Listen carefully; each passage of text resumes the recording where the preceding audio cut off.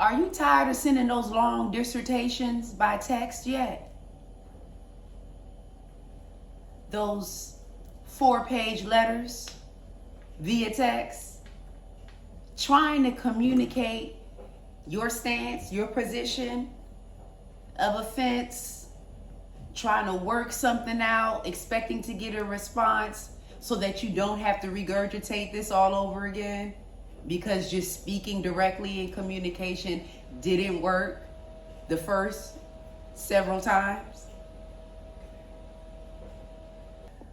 Are you exhausting your vernacular? I mean, is there anything else left to say?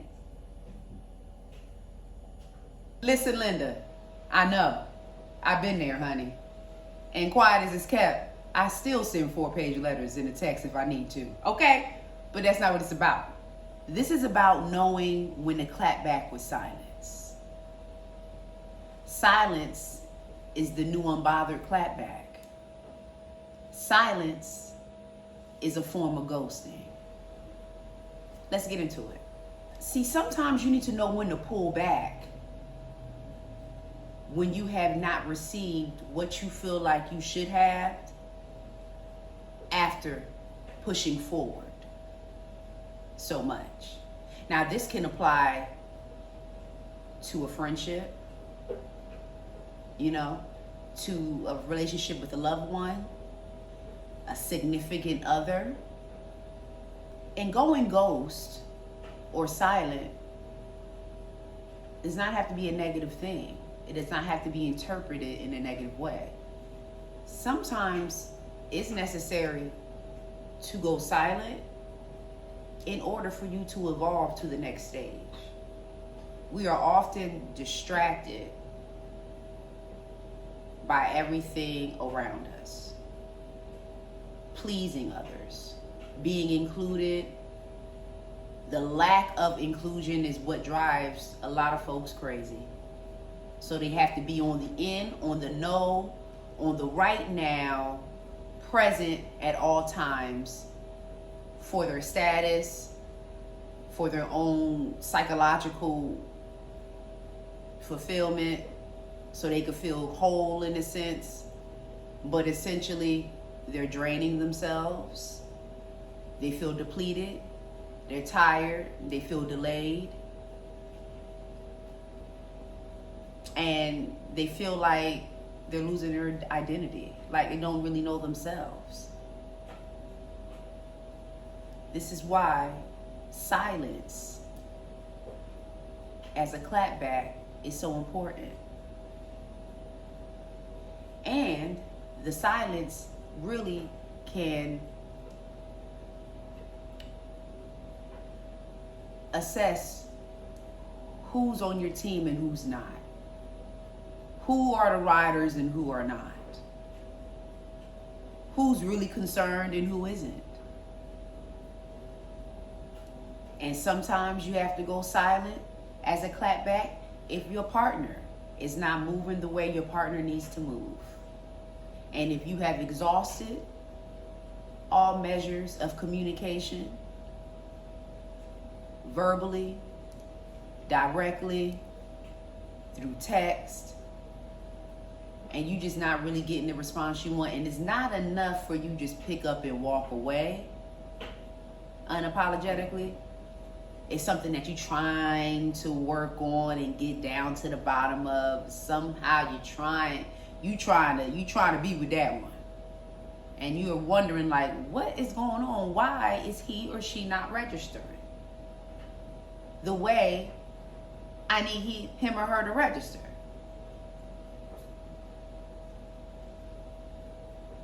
Go silent, and you will find out who's in your registry. See, in some situations, you start off bothered, which is why you go silent in effort to become unbothered. The unbothered woman doesn't chase validation or closure. She creates the distance. I don't know, it's a science. But when you make a man feel like he's not needed, or you're not bothered that you didn't get an instant text message back, or you're not bothered that you didn't speak to him all day, and you don't have an attitude, you are pleasantly unbothered, it'll drive a man crazy. I'm not telling you that is the intent, okay? But it will ignite that man to find out what's going on.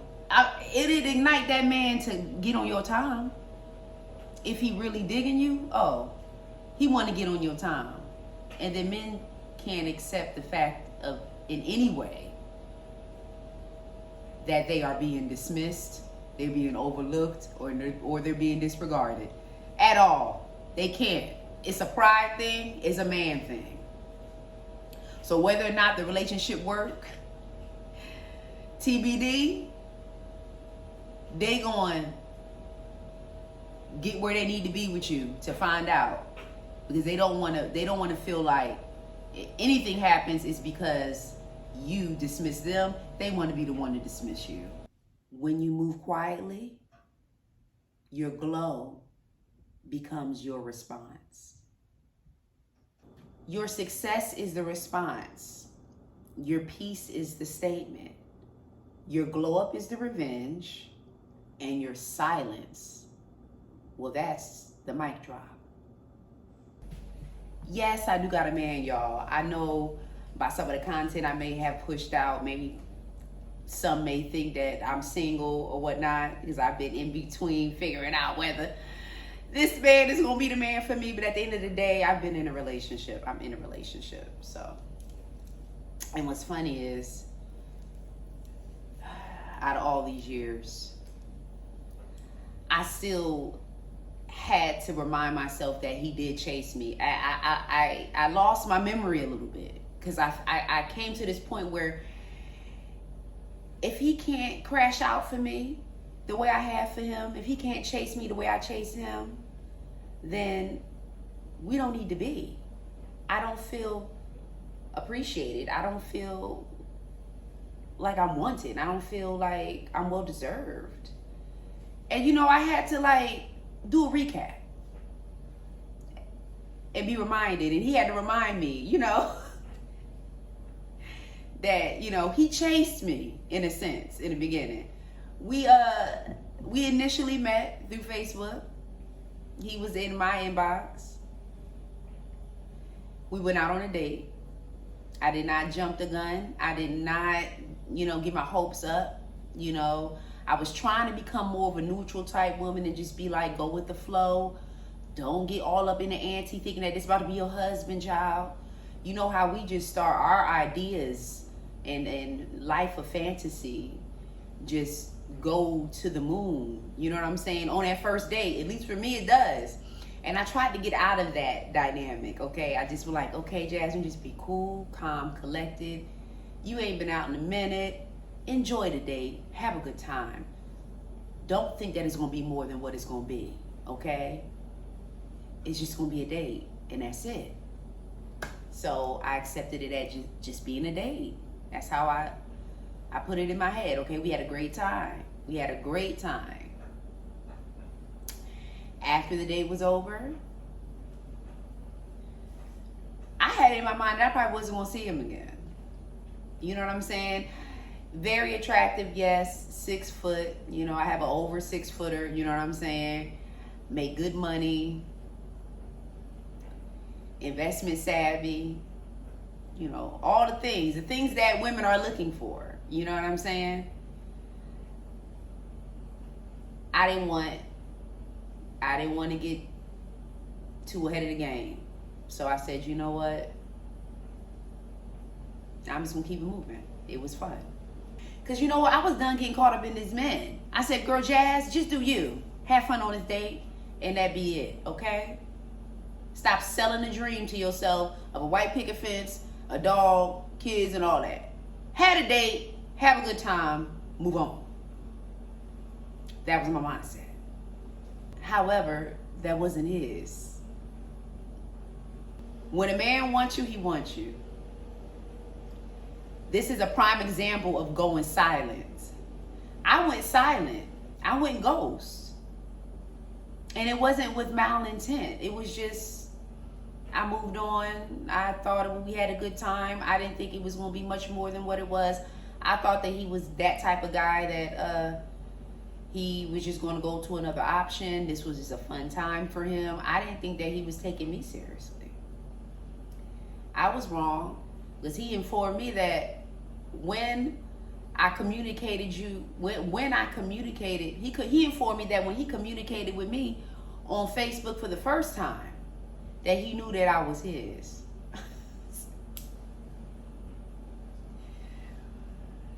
That's a manly man there saying that, okay? Now that's manly man talk. He said, yeah, that's alpha talk. It really is. And he's, he made it clear that, yeah, I knew that you were mine. That's why I kept coming after you, even when you kept pulling away. Because I wasn't responding. He was sending me messages. This was after the date, post date. I was not responding. I just figured I'd ghost him and he'll never, text me again. He'll eventually stop. And what had happened was, I finally read another text he sent, because at first I wasn't even reading them. And then I'm like, oh, he really is into me. And that sold me there. And ever since then, we've been together. Promise ringing all, child.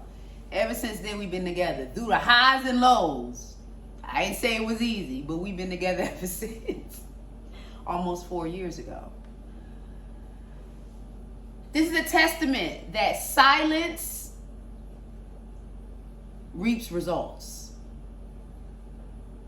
Silence is the unbothered clapback. See you in the next video. Be real.